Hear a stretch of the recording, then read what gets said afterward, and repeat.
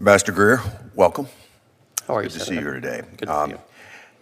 I want to talk first about what's happening in Europe. I was encouraged to see the joint statement on the U.S.-EU trade deal that highlighted the European Union's egregious Corporate Sustainability Due Diligence Directive, the so-called CSDDD, and the Corporate Sustainability Reporting Directive, the CSRD. In that particular statement, the EU committed to ensure that these measures do not pose undue restrictions on transatlantic trade and on commercial relations. Yet, despite these assurances, the European Commission has advanced revised proposals that still contain extremely aggressive provisions targeting U.S. companies with extraterritorial rules, civil liability, and climate transition planning mandates. So my question for you, Ambassador, is how does the Office of the United States Trade Representative plan to hold the EU accountable to the commitments that it made?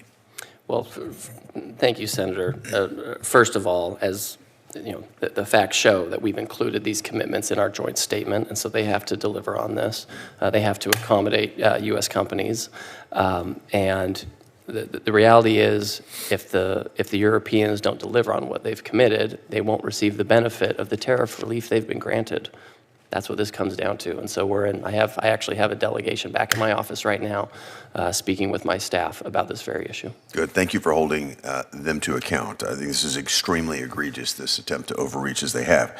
I also want to encourage you to continue looking for non-tariff barriers like this, including these sort of extraterritorial regulations, as you approach your trade agenda. Legislation to block the CSDDD has been introduced in both chambers of Congress, and lawmakers remain very aggressively focused on maintaining United States sovereignty, and your help will be most appreciated there.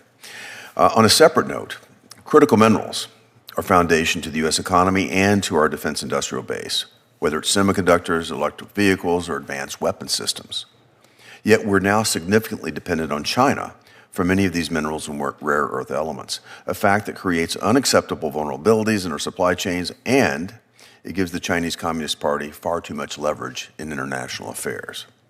Beijing created this dependence largely through unfair trade practices, like market dumping. These fair trade practices have made mineral production, and especially midstream processing, unprofitable, and they've driven firms in many of our allied nations out of business. So how important is it to solve the unfair trading practices that have helped create and sustain Beijing's dominance in critical minerals? Senator, this is at the core of what we need to do to reindustrialize.